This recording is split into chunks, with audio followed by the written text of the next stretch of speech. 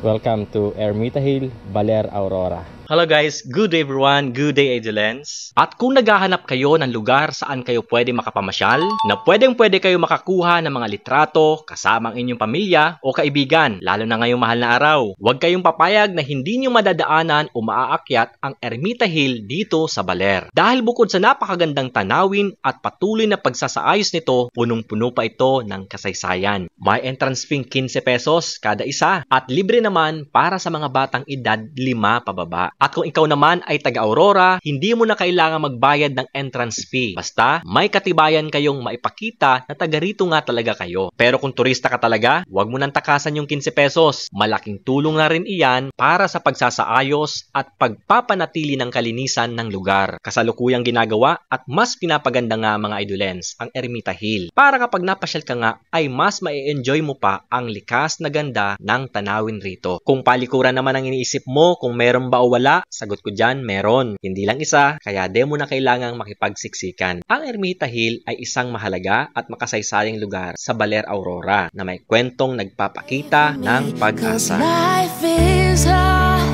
but the heart is soft. Days drag on, but I was always taught all those flowers in the rain.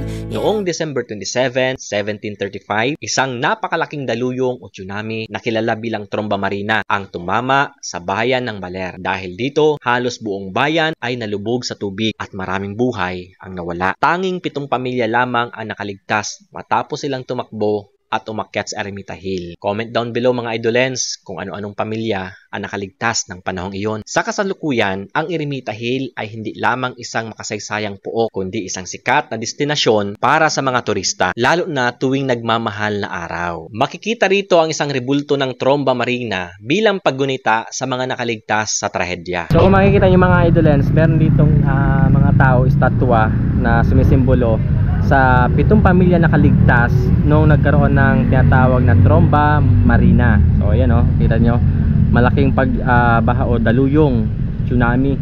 Ayan, at ginamit nila ang Ermita, dito sila pumunta para sa kanilang kaligtasan. At syempre, ito ay parte pa rin ng Ermita Hill. Ito ay nasa baba at doon sa taas ang pinaka Ermita Hill. At may daan dito mga Idolens, ayan.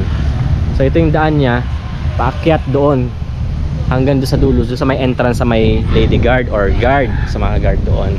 Bukod dito, nag-aalok ito ng isang napakagandang tanawin ng Sabang Beach, Baler Bay at karagatang Pasipiko. Kaya kung isa ka sa hindi pa nakakarating sa lugar na ito, baka ito na yung sign para pumunta at mag-enjoy sa aming bayan. Tara na dito at silayan ang napakaganda at makasaysayang lugar sa aming bayan. Babush! It's never as bad as it seems.